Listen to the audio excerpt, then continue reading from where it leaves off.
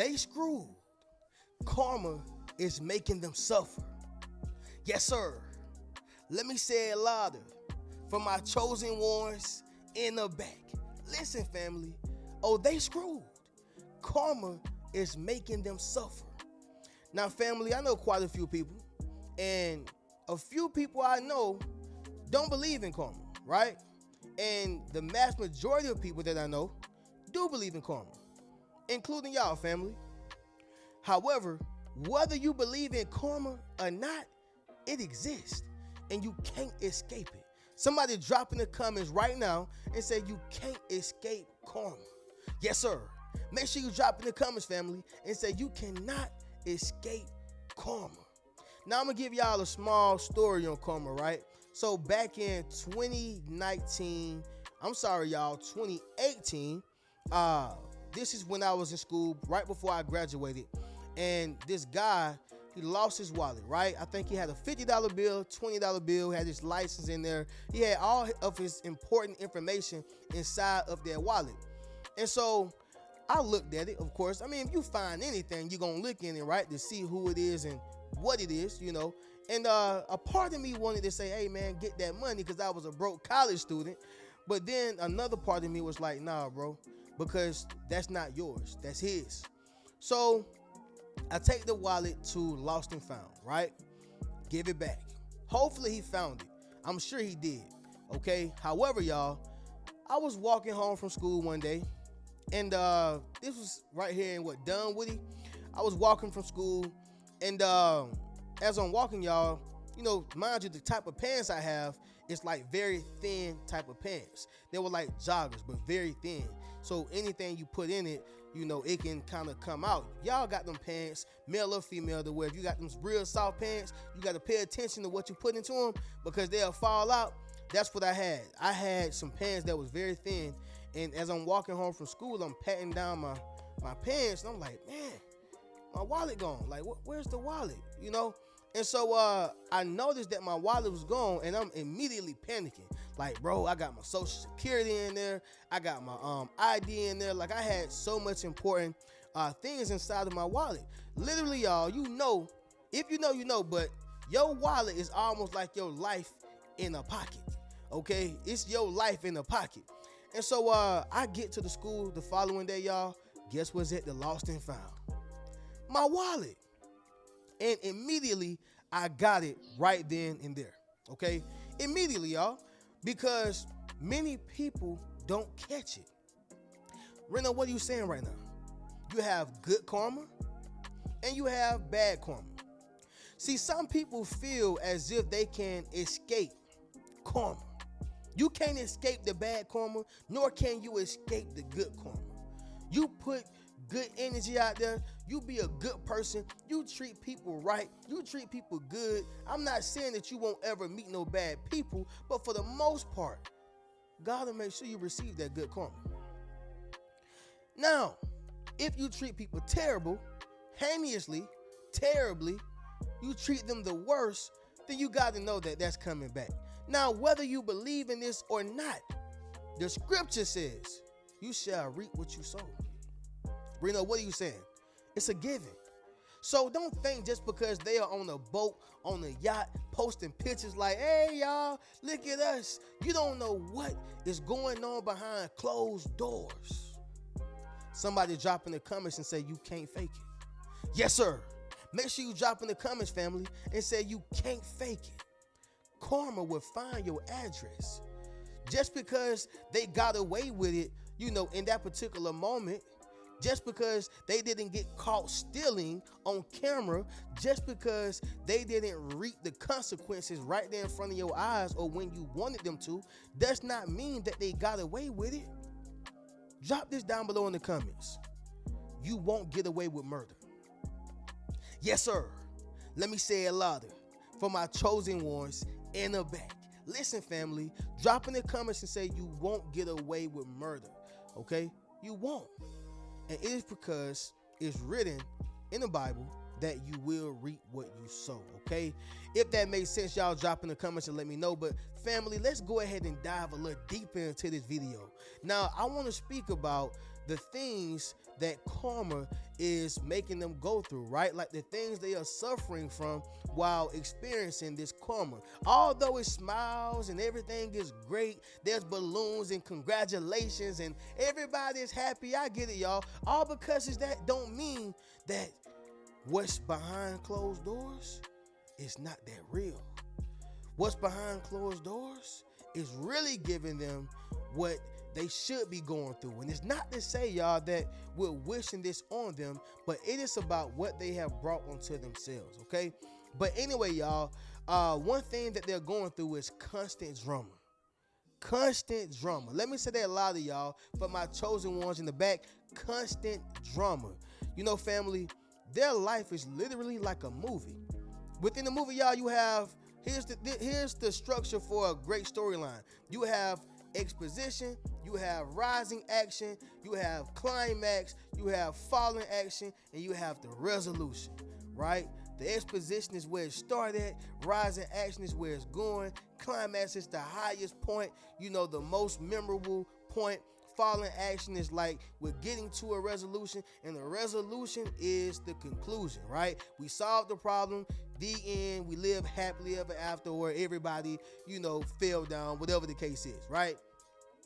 And so, family, they're going through a constant cycle of different movie plots, okay? It is constant drama. You ever had that person, y'all, they don't even got to call you, but either you heard it through the grapevine or you see it on social media, because y'all know we live in a time of social media to where you can see who died, you can see who cried, you can see, you know, who fell down, you can see who lost. The list goes on. I mean, it is the latest news, literally. But you ever notice, y'all, how you see that person who did wrong to people, okay, Diddy, right? I heard Diddy did nothing but wrong things to people, all right? And I'm not trying to tear down another man, all right? Another black man at that. Let me make that clear. However, y'all, it is something that he went through or something that he did to people to kind of give y'all a reason of why he's going through what he's going through. He ain't just there just because, you know, they want to mess with him. No, it's something that he did, and that karma is catching up with him, right? That karma is catching up with him. But sticking to the point, y'all, you ever notice how people like Diddy, other celebrities, or even people who are just on a regular level are going through constant drama? It's like they can't shake the drama off. It's like the drama just know their name, right? It's like drama just wait in the bushes for them. Hey, how you doing? Come get some drama. Are you following what I'm saying, y'all? It's constant drama. And see, I told y'all, and I tell y'all this all the time, God only lives in structure. He only lives in organization. He only lives in peace. He only lives where there is, you know, a structure, all right, where there's cleanliness there. He don't live in no mess. See, they're living their lives in a mess, and they're trying to figure out their way out of that maze, but there's no way out because it is constant drama. Somebody drop in the comments and says no way out. Yes, sir. Make sure you drop in the comments, family, and say it's no way out. This is what they have brought onto themselves. Constant drama. You can't get a person to trust you. They can't get a person to trust them. They can't get a person to help them. They can't get a person to really be true to them because they don't trust the people who they, you know, have around. They don't believe in the people who they have around. They're not good to the people who they have around. So how you think you're going to bring somebody around and they going to give to you, help you, love you, trust you? It's impossible. It's impossible, y'all. Now, I know we have those outliers out there, people who are men who are womanizers and they don't have a pot to piss in and a window to throw it out of. I know, y'all, they exist, y'all. We got them guys out there who can talk a woman out of anything. Don't have nothing. We got women out there who can take and break a man, don't give him anything, but he's just so in love with it. I know. They married and everything.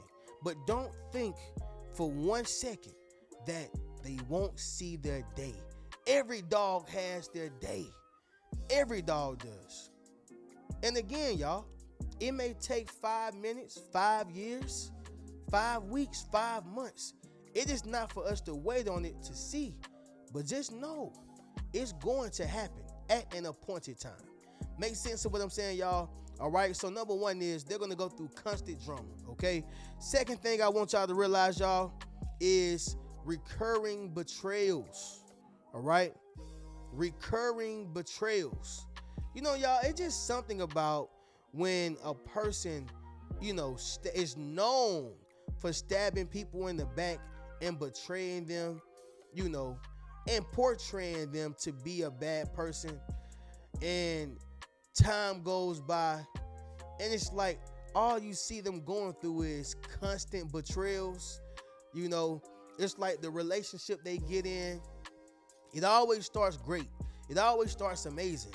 But then as time progresses, you notice how that male or female stop loving them, or that male and female stop giving to them. That male or female stop, being there for them. And you kind of notice it and you pay attention to it. You like, man, it's like you can't catch a break, can you? It's recurring betrayals because they betrayed you. It's recurring betrayals, y'all, because they betrayed you. I never forget, y'all, when this person who I knew, I'm not going to throw them out there, y'all, just for their privacy's sake, but the person that I knew had, a relationship, and they happened to actually be a good person, right? Obviously, y'all, I'm talking about the person that I knew who was the good person, and then the person who they were in a relationship with was pretty much dogging them out, right? I didn't know this until they opened up and kind of explained what was going on.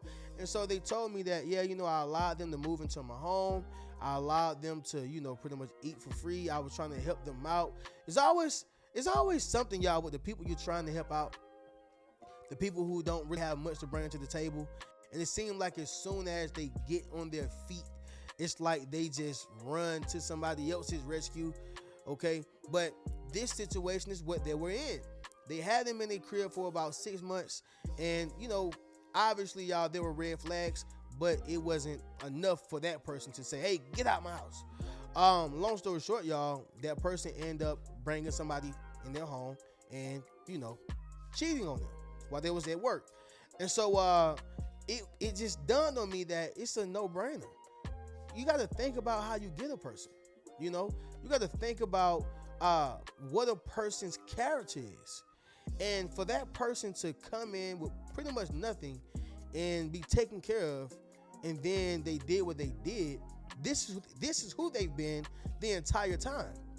This is who they've been their entire lives. All right? This is their character. And so you can't expect to go out here and, the person you left, and get with the person who you ran to their aid and their rescue. You can't expect for them to rescue you and save you. They're going to do the same thing you did to them. So it's going to be like a cycle, recurring betrayals. Recurring betrayals. People just constantly, taking you in and throwing you out. The famous quote that my grandmom and my mom would say is, this world will chew you up and spit you out. And I think that is true, definitely to an extent. Especially when you are betraying people, you have to know that someone else is going to look at this situation and say, hey, and they don't even know what they're doing, right? But they're going to look at the situation and say, hey, for some reason I want to betray you. I don't know why, but I just want to betray you. That is just how it operates, y'all. That's just how it operates. They don't know why they're doing it. They're just doing it, okay? Just like how God will use your enemies, turn them into your footstools. They don't know why they're your footstools. They just become it. Same thing with this, y'all. They're going to betray that person. Don't even know why. But they're going through recurring betrayals. They can't trust nobody. They can't be around nobody. Nobody want to help them. Everybody is taking advantage of them because this is what they put out into the atmosphere. Point blank period. Okay? Number 3, y'all, lack of empathy. Lack of empathy, family. Like, when a person don't show empathy, kindness, compassion, right? Or just even show that they care, how can they expect to get other people to care about them when they are on their deathbed, when they are on their times of need, when they're going through adversity, when they're going through a time of a crisis, right? You know, one thing that Tupac said was, remember this lack of empathy when I get out. Remember this lack of empathy when I have my time. Remember this lack of empathy. You know, I'm going through court cases. I'm going through hard times. I'm going through being in prison. I'm going through all these different times, and the tabloids are making jokes of me, you know, laughing at me, making a mockery of me. Remember this lack of empathy, okay? Although I feel like it's no human being's duty to, you know, cause karma, the point remains, y'all. Remember this lack of empathy that you had for me. Because guess what? You're going to want somebody to feel bad for you. You're going to want somebody to remember you. You're going to want somebody to help you, right? But how can you receive help when you never help nobody else? Remember this lack of empathy. Make sense of what I'm saying, y'all? Somebody drop in the comments and say, remember this. Yes, sir. Make sure you drop in the comments, family, and say, remember this. All right. But with that being said, y'all, moving on to the next one. Abusing power. Okay. Abusing power. Like somebody was with you and they abused their power, right? This can be a manager, this can be a supervisor, this can be, you know, a person that you was married to, a friend. You know, most time people gain power by thinking that I have something that you need, and in order for you to get it, you need me, but I'm gonna take you through these hoops, loops, and the whole nine, right? No different from being the intern.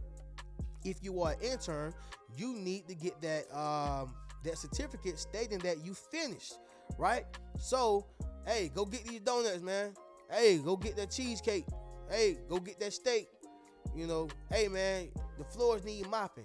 They're going to put you through all type of hoops and loops. And oftentimes, y'all, people like that abuse their power, okay? And so, when you are dealing or when you have dealt with a person like that, don't think that they're not going to get theirs. Oh, they're going to get it, y'all. They abuse their power, right? It says in the scriptures, y'all, it is about us uplifting the weaker ones, all right? Uplift the people who are incapable. I'm not telling you to take care of a person, but assist, help when you can, if you can, right? You can't pour from an empty cup. But the point remains, when a person is abusing their power, God is going to put them in a position to where they are stripped from their power, right? He can give it and he can take it. So if they get stripped from their power, they no longer have the power. And that means somebody else going to have the power. So now you got to get back to being humble. Okay, remember, y'all, the scripture says that he who is not humble will be humble, right? He who is humble will be exalted. So if you are not humble enough to allow yourself to be exalted, then at some point you're going to be stripped from your power, stripped from your position, because you are abusing your power, right? I mean, I think that it was a president who got impeached. Richard Nixon, he was impeached. Abuse of power. So, family, whenever you abuse power, you got to know that that person who is abusing it will be put in a position to where they're stripped of their power, and then they're gonna have to bow down to someone else. That's a part of karma, right? One thing about them tables, y'all, they turn.